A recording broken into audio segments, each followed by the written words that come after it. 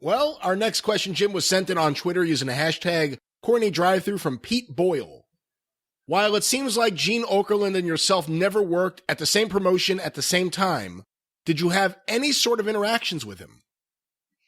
Well, yes, and we did a couple of interviews in the WWF at I don't know what the circumstances were of when Gene left and went to WCW.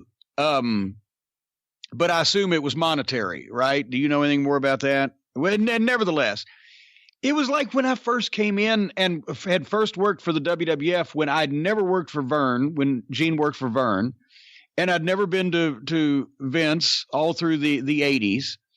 And Gene had never left Vince all through the 80s. And then finally, and the same thing with Bobby Heenan.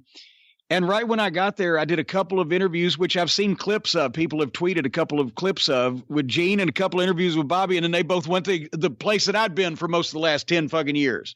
And then we were away for each other, for most of that time. And then I was only got a chance to just, see him at a couple of events, the Legends events or Fan Fests or whatever after WCW closed down.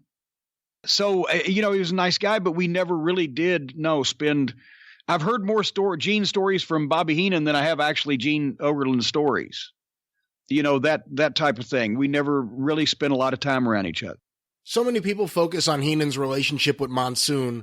How would you compare, based on your conversations with Bobby, his relationship with Gene Okerlund? Well, he loved Gorilla like a brother, and they worked together closely for so long. But he always put Gene's shit over to me and admired him because I think he spent a lot of time there with him in the AWA, and that group. Gene Okerlund interviewing Bobby Heenan.